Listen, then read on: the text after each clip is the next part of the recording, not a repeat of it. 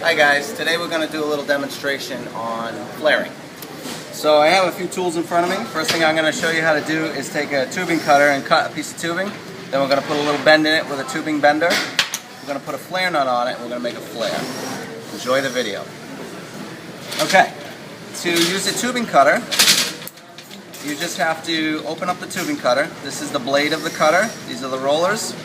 You put the tubing in the rollers and turn the blade up until it meets the tubing, and just as it touches the tubing you want to stop. You don't want to put any more pressure.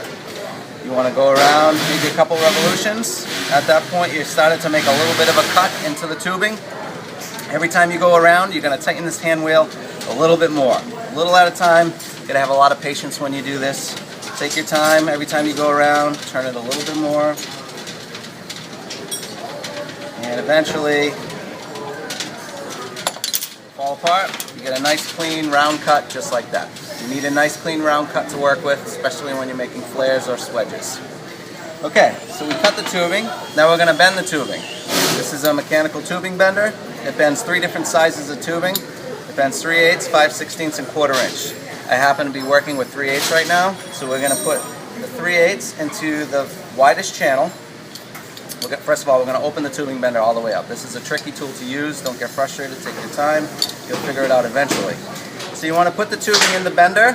You're just going to make a random bend right in the middle of the tubing. You're going to pull these 2 arms together to about till the 0 meets the 90. So there we have a 90-degree tubing bend. Okay? Nice bend, no restrictions, no kinks in there. That's exactly what you want it to look like. Alright, at this point we're going to make a flare on the tubing so we can connect it to a mechanical connection, a threaded mechanical connection. So we're going to take, we have a flaring and swedging kit right here, made by Yellow Jacket. I'm going to take the flare block and I'm going to find the right size hole of the tubing that I have. Like I said earlier, I have 3/8 tubing. You can see that this stamps on the flare block for the different size tubings. So I'm going to put this 3/8 tubing in the 3/8 hole and lock it in there.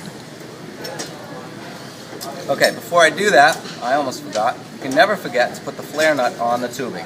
If you make your flare and forget to put the flare nut on, you're never going to get the flare nut past the flare and you have to start over. Okay, so take your flare nut, put it on the tubing like that. Also, note to self, flares cannot go around 90s. Okay, so you have to put the flare nut on before you make the flare. Okay, so we're going to take the 3/8 tubing, we're going to put it inside of the flare block, and we're going to take those wing nuts and open them up, kind of lock that in there. Not so tight just yet because we have to set the height on it. So an easy way to do this is you can take a coin, either a nickel or a quarter, not a dime, it's a little bit too thin, but a nickel or a quarter, and you can sit it right on the flare block itself. And that height, or the thickness of that coin, should be the height of the tubing set in the flare block. So as you can see, I'm going to line that up so the tubing is sticking out the same height of the coin right of the flare block. So if you're not sure how to do that, pull a coin out of your pocket and do it that way. After you do this quite a bit, you'll get used to just kind of eyeballing where the tubing should be and you won't have to use a coin. But for starters, it's a good way to do it. Okay, so I tightened up the wing nuts on the flare block nice and tight. So when I push down on the tubing to make the flare, the tubing's not going to slide out of the flare block. Now I'm going to take the yoke and I'm going to set it up above the flare, above the tubing, sorry, to make the flare. Okay, so I have to put the fitting onto the yoke. Most yokes come with these cone fittings, however this kit does swedges and flares, so that's why this part itself is removable.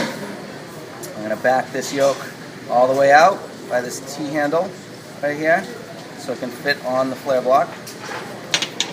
Before I even do that, one thing I have to do is I have to ream the end of the pipe and get all that inside burr out of there so we make a nice flare. Okay, so I'm going to pull the reamer out of the back of the tubing cutter, put it into the tubing, and just twist back and forth a little bit. You don't have to push too hard, but put enough pressure in there to kind of scrape the inside burr out. Make sure you tip the pipe, or tubing rather, upside down so all the burrs and debris fall out. You don't want it going into the tubing because then it'll get caught in your system. Okay, so you want to ream out the pipe, scrape a little bit off the outside if it left any burrs. It'll look somewhat like that. Then you want to take your yoke It has machine slots that fit right onto the flare block. So you want to put it on the flare block, give it a little twist so it locks in there. Center the cone right above the tubing, and then start to turn the T-handle of the yoke into the tubing. Once it meets the tubing and everything's secure on the flare block, you know you're good to go. Go ahead and turn that yoke as much as you can to make that flare.